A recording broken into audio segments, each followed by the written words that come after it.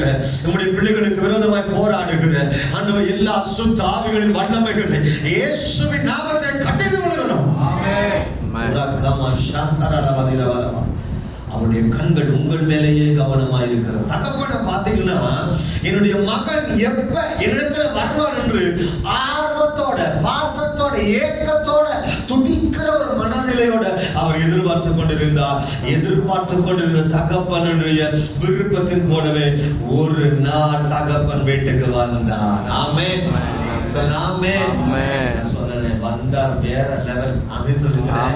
அப்பா வீட்டுக்குள்ள வந்துட்டீங்கன்னா வேற லெவல்ல நீங்கள் கனப்படுத்தப்படுவீர்கள், உயர்த்தப்படுவீர்கள், ஆசீர்வதிக்கப்படுவீர்கள், எல்லாராலும் மேன்மைப்படுத்தப்பட்ட மனுஷனாய் மாறி விடுவீர்கள்.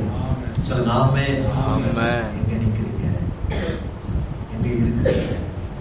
தகப்பனை விட்டுட்டு, தகப்பனை வாழ்க்கையில தொலைச்சிட்டு, மரியாதை யோசிக்கும் ஆண்டவரை மிஸ் பண்ணின மாதிரி தொலைச்சிட்டு, உங்களை நம்பி, உங்க திறமைகளை நம்பி, உங்க தாளத்தை நம்பி, உங்க டேலண்ட நம்பி, எங்க அப்பா பாஸ்டர் நானும் பாஸ்டர், நோ,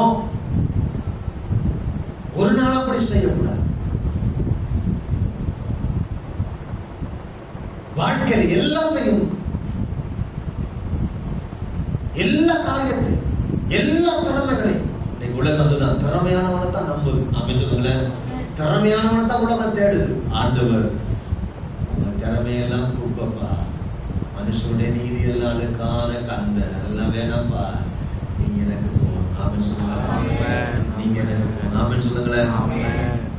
பேதுரு ஆண்டவர் கூப்பிட்டு ஊழியத்துக்குள்ள கொண்டு வந்தோன்னு ஜனங்களுக்கெல்லாம் ஆச்சரியமா போயிட்டு, இவர்கள் கலிலேயர்கள் அல்லவா, இவங்களுக்கு எப்படிப்பா இந்த ஞானம், இப்படி இந்த பேசத்தக்க அறிவு எப்படி வந்துச்சு? அவர்கிட்ட வந்தா உலகமே பார்த்து ஆச்சரியப்படுகிற ஞானத்தை அவர் நமக்கு தர. அவன் சொல்லுங்களேன், இவர் தான் நம்ம ஆண்டவர். அதனால உங்க திறமைய, டேலண்ட, அறிவை, படிப்பை ஒன்றையும் நம்பாதீங்க, ஆண்டவரை நம்புங்க. நீங்க எங்க ஆண்டவரை மிஸ் பண்ணீங்க, ஆண்டவரை நீங்க எங்க தொலைச்சிங்க, எங்க ஆண்டவரை நீங்க விட்டுட்டு வெகு தூரம் போயிட்டீங்களோ, ஆண்டவர் உங்களுக்காக ஃபெய்த்ஃபுல், ஆண்டவர் உங்களுக்காக காத்திருக்கிறார். Come back to the Jesus Christ. நீங்க திரும்பி ஆண்டவரிடத்துக்கு வாருங்க. ஆண்டவரிடத்துக்கு நீங்க எப்ப திரும்பி வரீங்களோ அதே இடத்துல அப்பா உங்களுக்காக காத்திருக்கிறார். இளைய குமாரன் தன் தகப்பனுடைய வீட்டை விட்டு வெளியில போனான். அந்த வீட்டுல அப்பா அவனுடைய வருகைக்காக எதிர்பார்த்து கொண்டிருந்தார். இருக்கிறீங்களா? இருக்கிறீங்களா? ஆண்டவர் உங்களுடைய வருகைக்காக காத்திருக்கிறார். வந்துட்டா, நீங்க வந்துட்டா, நீங்க எந்த நிலையில வந்தாலும் அப்பாவோட வந்துடுங்க. அப்பா வீட்டுக்கு வந்தது